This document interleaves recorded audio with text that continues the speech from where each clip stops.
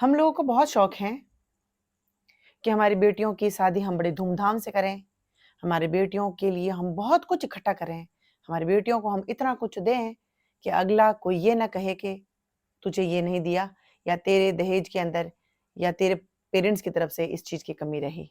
इस चीज़ का हम लोगों को बड़ी चिंता रहती है। एज़ अ पेरेंट हम लोगों को बड़ी चिंता रहती है और जब से हमारी बेटी हो जाती है तब से हम अपने सिर के ऊपर एक ऐसा बोझ रख देते हैं कि मेरे तो बेटी है, मेरी बेटी को तो मुझे बहुत कुछ देना है। तब से ही तिनका तिनका तिनका हम लोग सजोने लग जाते हैं, इकट्ठा करते हैं। फिर एक टाइम ऐसा आता है कि हम लोग हमारी बेटी को खूब सारा दे देते हैं, बहुत कुछ दे देते हैं। उन पेरेंट्स से मैं ये पूछती हूँ, आपको क्या लगता है कि वन टाइम अगर आपकी बेटी को कुछ दे रहे हैं वो इनफ है? आप हर चीज़ आप कहते हैं कि हमने उस चीज़ के अंदर कोई कमी नहीं रखी। हमने हमारी बेटी को सब कुछ दिया, सब कुछ दिया। अब मैं उस सब कुछ को एक साइड में करूँ, तो मैं आपको कह रही हूँ कि आपने एक इंसान दान में दिया है। एक आपके कलेजे का टुकड़ा, आपके शरीर का एक अंश आपने दिया है किसी को। एक जानवर भी अगर अपने बच्चे को जन्म देता है और उसके पास में अगर कोई दूसरा जानवर आ जाए तो आपने देखा होगा कि किस तरीके से वो हावी हो जाता है उसके ऊपर और बच्चे को छूने भी नहीं देता है। किसी के घर में रखा हुआ एक शोकेस में रखा हुआ एक शो पीस अगर आप मान लें तो वो कहता है कि नहीं नहीं नहीं नहीं, ये तो बहुत महंगा है, ये 20,000 का है, 30,000 का है। वो भी उनकी देने की औकात नहीं होती। लेकिन एक पेरेंट एक संस्कृति के नाम पे, संस्कार के नाम पे, कल्चर के नाम पे अपनी बेटी को कन्यादान कह के दान दे देता है। अपने कलेजे के टुकड़े को 20 साल, 25 साल, 30 साल वो अपने फूल जैसी बच्ची को पालता है, पोसता है, पढ़ाता है, लिखाता है, उसकी परवरिश करता है और उसके बाद में वो दे देता है किसी घर में कि आपका वंश ही बढ़ाएगी, अब आपके घर में ये रहेगी। तो फिर जब आप आपके कलेजे का टुकड़ा, आपके शरीर का एक अंश, आपका खून आप किसी को दान में दे रहे हैं, तो फिर माता-पिता की नजरें झुकी क्यों रहती हैं एक लड़की के माता-पिता की? और एक इंसान आप दान में दे रहे हैं, कोई व्यक्ति 10,000 20,000 रुपए नहीं दे सकता। आप एक इंसान दान में दे रहे हैं, यानी कन्यादान के नाम पे आप उसको दान में दे रहे हैं कि आपका वंश बढ़ाने के लिए हमारी बेटी को हम आपको देते हैं। तो फिर आपको इतनी चीजें उसके साथ में देने की कहाँ जरूरत पड़ रही है और क्यों देते हैं? इसका मतलब हम लोग ये कह रहे हैं कि हमारी बेटी को आप रखिए, हम उसके लिए इतनी चीजें साथ में देते हैं। आप बहुत बार कई बार देखते ऑफर देखते होंगे ना, buy one get one free, buy two get one free. आप वो सब चीजें आज इन सब चीजें जो दे रहे हैं इसको चुकाने के लिए, उनको खरीदने के लिए कितनी कीमत चुकानी पड़ती है, एक माता पिता के पेरेंट ही जान सकते, सॉरी एक लड़की के पेरेंट ही जान सकते हैं, उनको पता है। और वो सब कुछ आप फ्री में देते हैं उनको, और उसके बावजूद भी जो दिया है वो सब कुछ साइड में करके क्या नहीं दिया है उस पे उन लालचियों की नजर रहती है कि क्या चीज नहीं दी। खाना थोड़ा टेस्टी नहीं था, व्यवस्था थोड़ी ठीक नहीं थी, स्वागत थोड़ा सा ठीक नहीं हुआ। ये स्टेटमेंट उनकी तरफ से आते हैं। किन की तरफ से? जो दान ले रहे हैं उनकी तरफ से आते हैं। और इतना सा अगर बेटी के माता पिता सुन ले तो मान लो उनके जीवन के अंदर बहुत बड़ा तूफान आ गया हो और वो अपनी पगड़ी नीचे रख देंगे, हाथ जोड़ के खड़े हो जाएंगे, अरे हमसे गलती हो गई। ये होता है, आज भी होता है। अब तरीका अलग हो सकता है, डायरेक्ट कोई आजकल फोन पे मैसेज करके कर लेते हैं या वाया मीडिया किसी और के थ्रू कहलवा देते हैं, लेकिन कहलवाएंगे जरूर।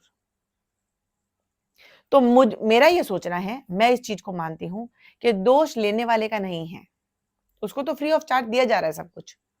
दोष लड़की के माता पिता का है, क्योंकि वो ऐसा सोचते हैं कि अगर मैं बेटी किसी को दे रहा हूं तो मैं नीचे हूं, वो ऊपर है, क्योंकि वो मेरी बेटी को लेके जा रहा है। इसका मतलब आपकी बेटी को आप पाल नहीं सकते, इसका मतलब आप आपकी बेटी को जीवन भर अपने साथ रख नहीं सकते, तभी तो आप इतने ऑफर उसके ऊपर निकाल रहे हैं, वरना क्यों निकालते हैं?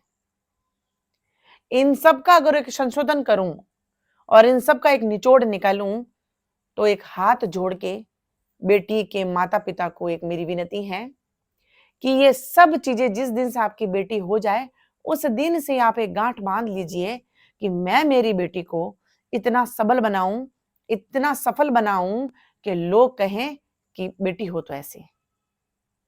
और वो किस में? शिक्षा के स्तर में।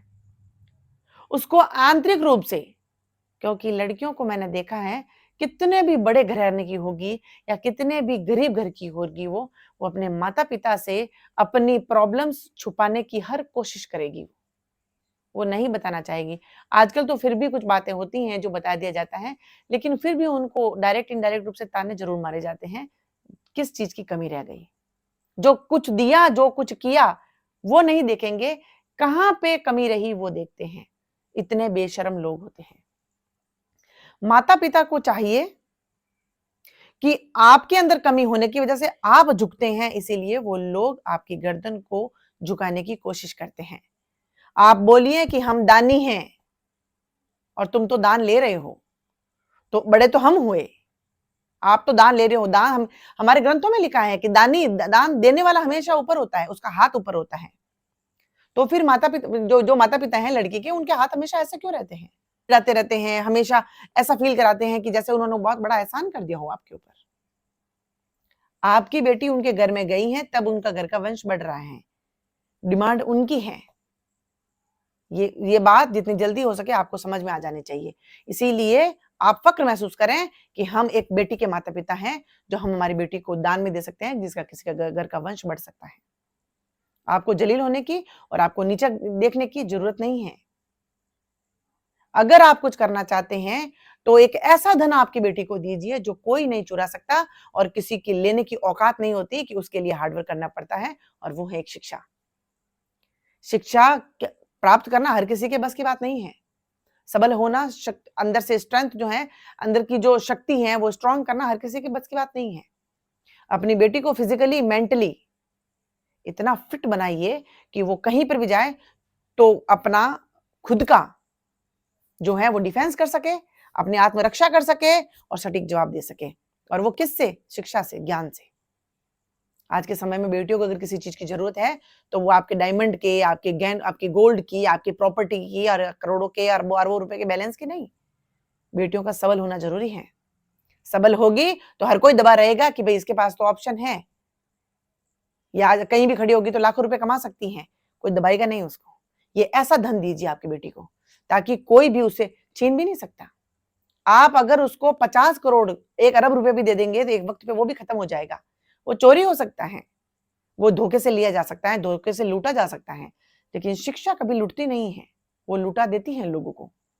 अच्छे अच्छों की बोलती बंद कर देती है, अच्छे अच्छों के मुंह पे उंगली रखवा देती है। ज्ञान ऐसी चीज है।